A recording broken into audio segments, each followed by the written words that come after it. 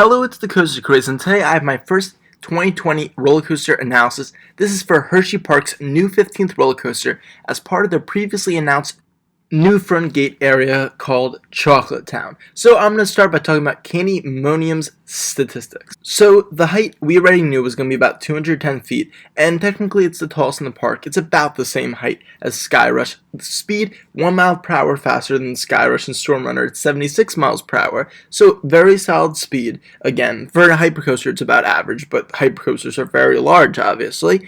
And the length is 4,636 feet, which is kind of medium length for a hypercoaster. I was hoping it would be maybe past 5,000, a little bit longer, but is easily the longest coaster at Hersheypark because they have a ton of short coasters. So it is nice to see, and it does at least have a lot of elements packed into that not super long layout, which I'll talk about later. As before I dive into the layout, I want to talk about the theme and overall general name and appearance. And it looks like an awesome front gate roller coaster, like Gatekeeper, Fury 325. The pictures look amazing showing Hersheypark. The new entrance looks awesome. I love that Kisses Fountain. I think that's going to be a great photo op for the on-ride and off-ride. It's going to be very scenic looking. But the name sounds like a store. Candymonium, seriously. The logo is kind of cool, I have to admit.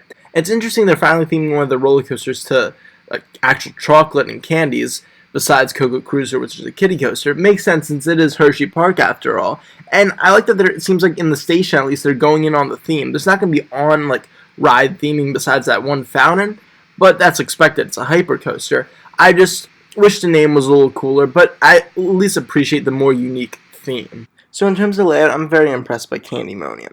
It says it features 7 camelback hills, which is a lot for a B&M Hyper. Usually they're around the 5 to 6 range, sometimes going as low as 4. Of course there's some that have more than 7, but for one that's not super long, not even at 5,000 feet, 7 airtime hills is really good. And it seems like it has a couple good laterals too, along with a very highly overbanked hammerhead turn, which are always some of the highlights on the B&M Hypers. I feel like they're very underrated elements. So it starts with the drop, goes through some airtime hills, and then has the hammerhead, more airtime hills, and it's kind of like a basic L-shaped or regular out and back layout with almost a mini twister section at the very end when it goes around the fountain, which looks like a very nice helix, although it probably won't be taken too fast since it's trying to be photogenic, which is fine. Hopefully the pacing is pretty good on the coaster. But one thing I do like that I need to mention, at least based on the animation, is that it seems like it's a very terrain-based coaster. Not necessarily like mountainsides or anything where there's big drops and short heights.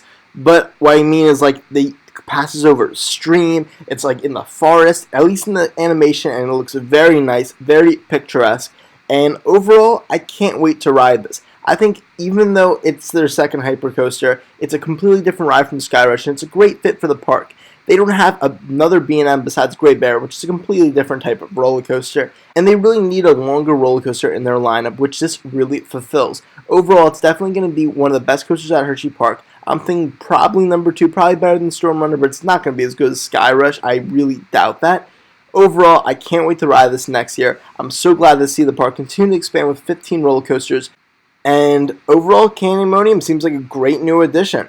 So good job, Hersheypark, and thank you for watching this coaster analysis. Comment down below your opinions on Candymonium, and I'll see you guys next time from the Coaster Craze. Goodbye.